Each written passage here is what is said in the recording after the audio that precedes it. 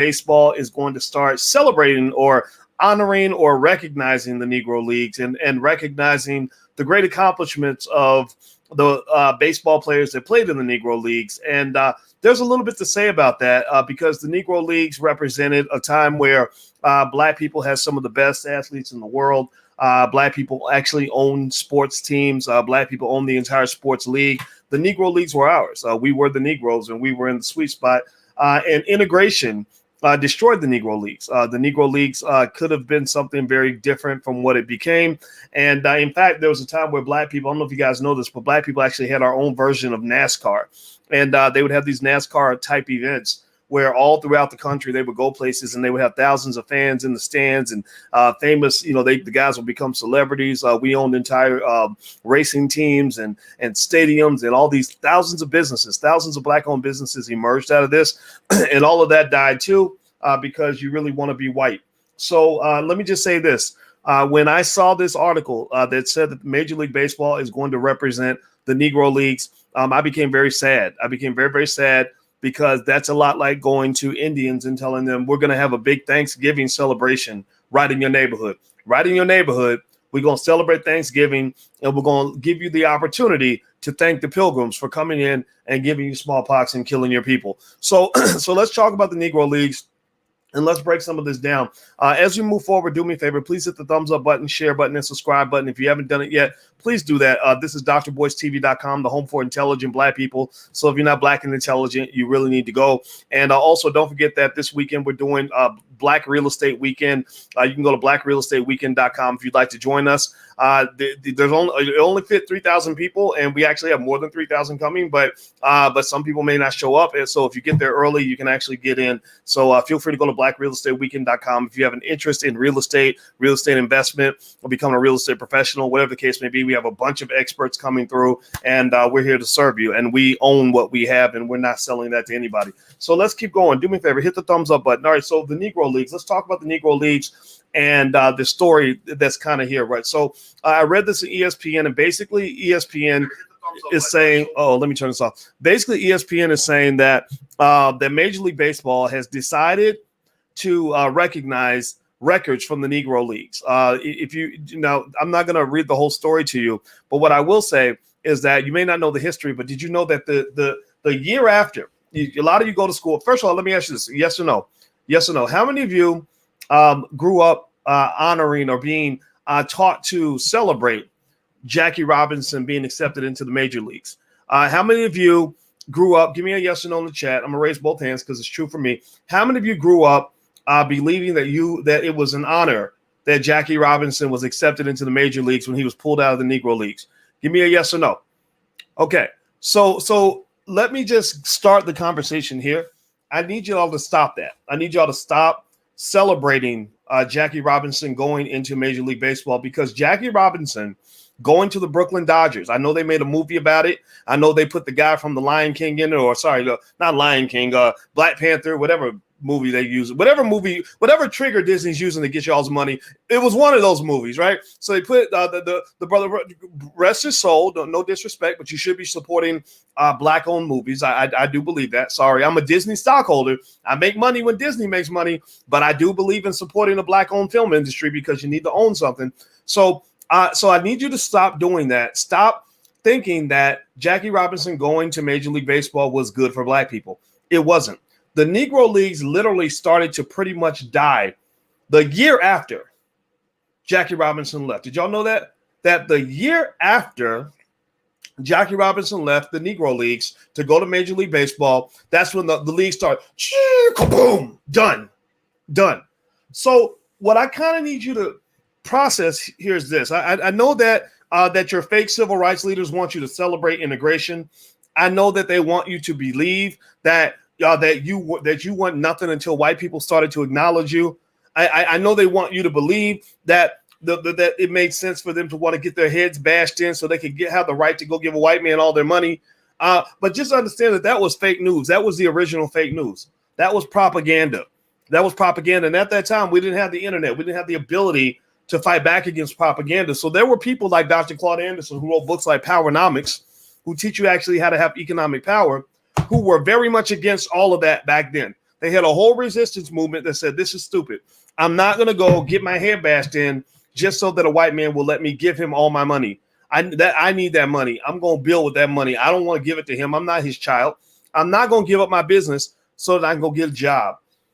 I'm not going to stop being a producer so that I have the right to be a consumer. I'm not going to stop being an owner so that I can be a renter. I'm not going to stop being an investor so that I can be a borrower. Right? And that's what's happened, right? You used to own, did y'all know 100 years ago, black people owned about 15 times more land than you own right now? Did y'all know that? Give me a yes or no if you knew this. Black people own 15 times more land 100 years ago than you own today. But you got a whole lot of college degrees and student loan debt. So you switch from being an owner to being a renter. You switch from being to a producer to being a consumer. You switch from being an investor to being a borrower. You switch from being the boss to being the employee. You gave up what you owned so that you could be owned by somebody else because maybe you didn't feel, maybe your people did not feel, or maybe your people were convinced to believe that they weren't capable of owning anything. Now, here's the deal. Here's what's going on now.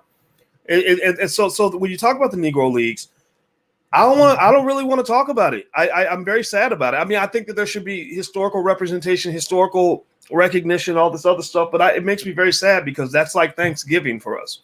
That was the economic equivalent of Thanksgiving, because here's what happened. Integration was not a partnership. Integration was not a partnership. Integration was a brain drain. Integration was not a situation where they took all of you and brought your whole community in and partnered with the entire community and allowed you to have equity in the process. Integration was an occupation. It was a corporate takeover. Integration was basically where they said, we don't want all the Negroes. Lord, what would we do with all these black people? But y'all got some good ones over there. Y'all's Negro Leagues. We don't want to compete with y'all. My God, if we compete with you, we're going to lose. Hold on, let me turn the TV off. They said, by God, if we try to compete with y'all, we're gonna get our asses whooped. So here's what we're gonna do. We're gonna go over here. We're gonna cherry pick. Okay, we don't want those 10, but we'll take him. We don't want those 20, but we'll take him. Oh, we don't want all your businesses. We got businesses. We got that part locked up. The whole ownership and control piece. We got this. Let the grown-ups own things. Let the adults own the assets. Y'all could be good employees. So we'll take him. Forget all your businesses, right? So you take 1%, you take that top 1%, and you throw away the other 99%. Why does this matter? Why do I have this conversation? Why do I decide I want to be asshole of the month? Because I'm messing up everybody's feel-good moment. Well, the reason is because you need to understand that the reason that your wealth is going backward is because you're doing something wrong. The reason that your wealth has not grown in 60 years is because you're doing something wrong. Can we at least agree? Give me a yes or no in the chat if we can at least agree that we're doing something wrong. And maybe not swagging, not bragging, but maybe the fact that I have a doctorate in finance will allow me to share a couple of points of view that will help you understand why you're doing something wrong and what you're doing wrong, what you might do differently in order to be successful. So the Negro Leagues, the reason the Negro Leagues and the whole narrative of Major League Baseball recognizing the Negro Leagues angers me. I mean, it burns me. It makes me want to punch a hole in the damn wall. Is because I read in here this person. I took notes. I'm not going to read the whole article to you, but there's a point where they literally said that they're going to now classify the Negro Leagues as major leagues. They're going to give the Negro League athletes, the superior athletes, the honor of being acknowledged as major league players. Are you kidding me right now? Are you kidding me right now? That's like me acknowledging that LeBron James is a basketball player. Well, I'm going to go ahead and acknowledge that you might be as good of a basketball player as me, but I am 5'8", and I do have a 30-inch vertical leap or 25-inch, whatever it is, and I know you're LeBron James, but I'm going to acknowledge that perhaps you might be as good as I am. Are you out of your damn mind? Any person who accepts that is crazy too. Anybody who gets excited about that, what's wrong with you? And let me tell you how this translates into 2020. 2020, you have ridiculous conversations happening in your community. You have ridiculous conversations happening. You have conversations like this. well, gosh, maybe if Jay-Z gets together with some other multimillionaire rappers, they can go own 10% of a team. Or maybe if Jay-Z partners with the white billionaires and they put them on a billboard, you shouldn't protest this. And it turned out Jay-Z owned 1/16 of 1%, a 1/16 of 1% of the team. 1/16 of 1%. That means if you take the team, chop it into 100 pieces. 100 pieces, take one piece and then take that one piece out of 100 and chop it into 16 little pieces. That was his ownership stake. Well, good for Jay-Z. I think he made about 8 million from that. That's great. But what you got to start processing is that there's a difference between what happens with the individual and versus what happens with the collective. There's a difference between that which is real versus that which is symbolic. There and this idea that you spend your whole life looking for validation and acknowledgement from people who are not as good as you in a lot of areas is probably the one mental illness that you need to fix. My friend Tia Brown is a therapist. I need y'all to all go to her website and sign up for therapy if you think that any of that makes sense, because you got a self-esteem problem and you ain't never gonna get ahead. Now, let me move forward. Hit the thumbs up button. Please hit the thumbs up button, share, subscribe, notification bell.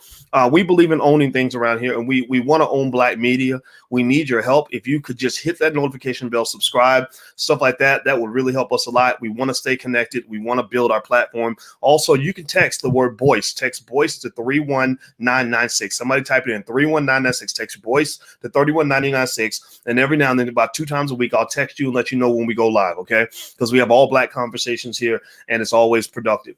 So let me go through and ask you guys a quick question. So when you look at what happened with Major League Baseball and the Negro Leagues, when Major League Baseball came and colonized the Negro Leagues and took our best athletes and let them go play next to the white boys, did the Black community win economically? Was the Black community better off? We know Jackie Robinson got a job. Good for him. But was the Black community better off? Give me a yes or no, so I know that we're on the same page. Okay, good. So we're on the same page. We got the lesson. The integration of Major League Baseball was probably one of the saddest events in sports history. It is reflective of also what happened in other areas. I don't know if you all know this, but the Kentucky Derby used to be dominated by Black jockeys. How many of y'all knew this? Black jockeys would win the Kentucky Derby every single year. And when the white guys saw that Black people had something good going, they came in and they pushed the Black jockeys out and they took over the game. And that's the way racial capitalism works.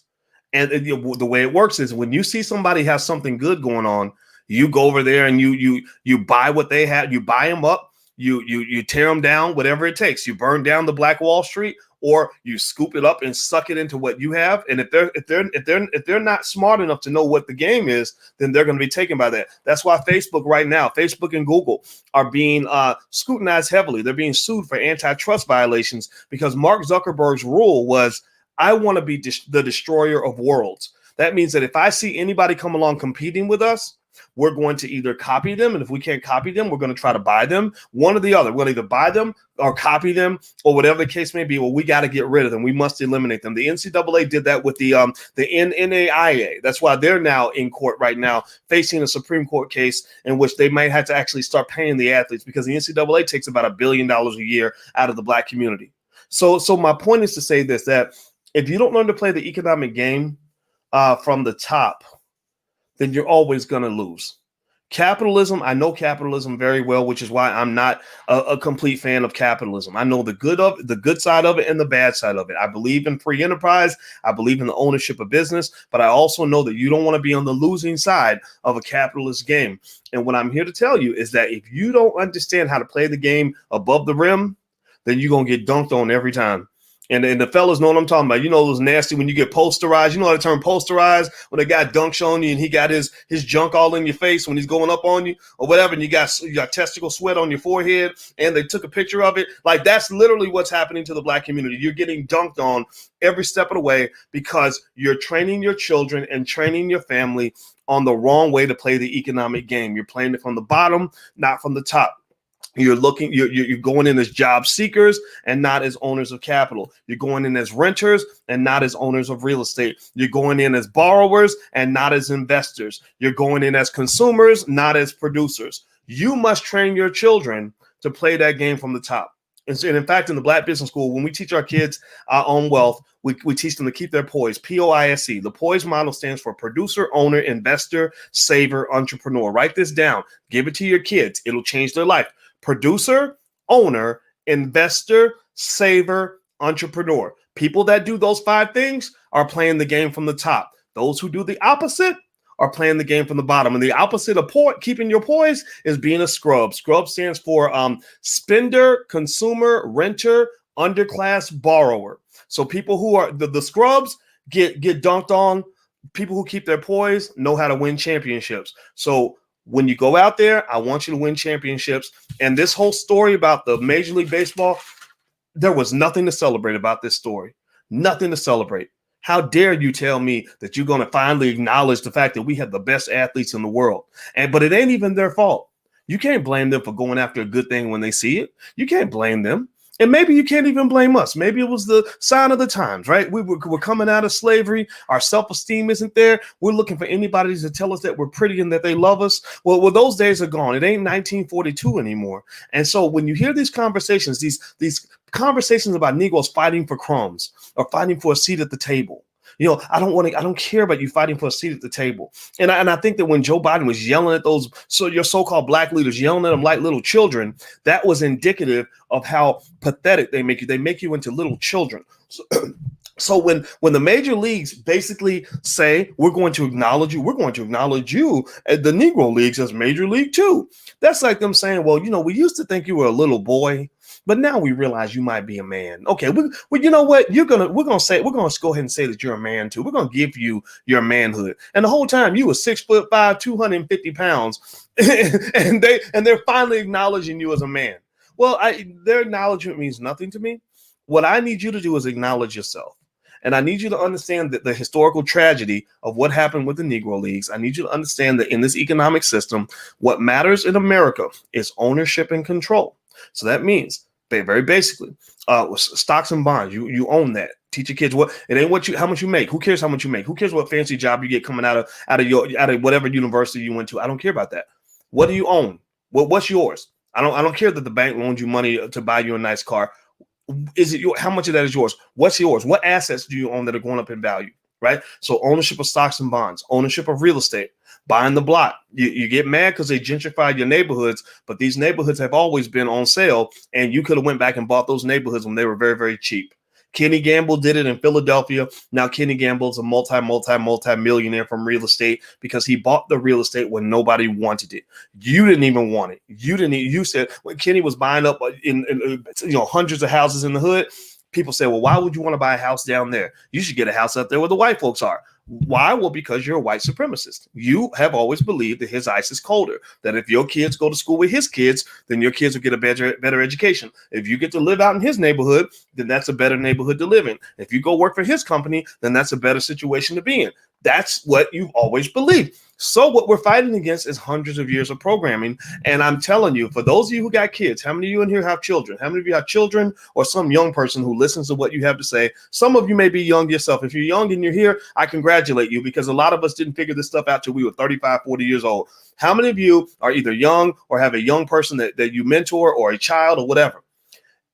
So what I'm asking you to do, I'm begging you, I am on my hands and knees begging you right now to make sure that you do not allow your children to be raised as white supremacists. There's nothing special about going to a school full of white people. It will only stress you out. No disrespect to white people, but that's your space. That's not really our space. There's nothing special about living next to a white man. It does not make your living experience better. There's nothing special about working for a big white company. If that's what you want to do, do it. But owning a black company is 100 times better. So own things, own assets.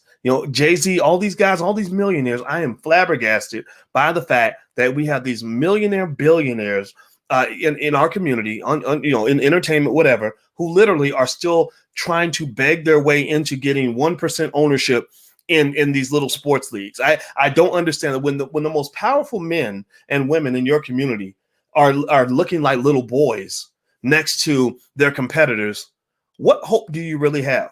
When your so-called most prominent civil rights leaders, the head of the NAACP, Al Sharpton, and all that, are sitting there talking to Joe Biden and being yelled at like little kids who forgot their lunch money, what does that really say to you as a people? That means that somebody, righteous, intelligent black people, have to take over the steering wheel and say, you know what? We're going to drive this thing. We're going to drive it the right way, because y'all you don't know what the hell y'all doing. So that's it. Those are my thoughts. This Negro League story did not excite me or inspire me. I'm not angry at anybody. I'm not angry at MLB for acknowledging greatness. You can't get mad at them for that. You can't get mad at them for seeing a good thing when they see it, right? You can't get mad at them for doing business. You can't get mad at them for dunking a basketball. You can't get mad at them for scoring points for their team. What you got to look at is whether or not your team is doing what it's supposed to do. So I believe Team Black people can step our game up. And when we step our game up, we will win. When we teach our children about economics, we will win. When we start embracing ownership over rentership and employeeship, we will win. When we start preparing ourselves to play the game at the highest levels, we will win. When we start valuing what you own over how much you make, we will win. So I want you to go win, and everybody ain't going to win. Everybody ain't going to get it. But those of you that are here, you got the message. The message is clear. I hope that I was clear. Give me a yes in the chat if what I said is clear, so that I can go get back to my woman. But I had to come in and have this conversation with you in hopes that you'll hear it in the spirit it's intended. Okay, so I'm going to get out of here. By the way, speaking of ownership, we do have a social media platform called blagenough.com. So feel free. We trademark this word. Like I have the trademark papers in my desk. So if you want to go join Black Enough, feel free to join. So, complete freedom of speech, all that good stuff. Also, the Black Real Estate Weekend starts tomorrow. You can go to blackrealestateweekend.com. We have real estate experts coming in. It's actually over capacity now, but if you get there early, then it's first come first. So whoever gets in first gets in. So you can go to blackrealestateweekend.com and register and come on in. Okay, so we're going to do that all weekend because we believe deeply in real estate ownership. All right, so I'm out of here. Have a good day. Hit the thumbs up button before you go. Thank you for listening, and I'll see you soon. Take care.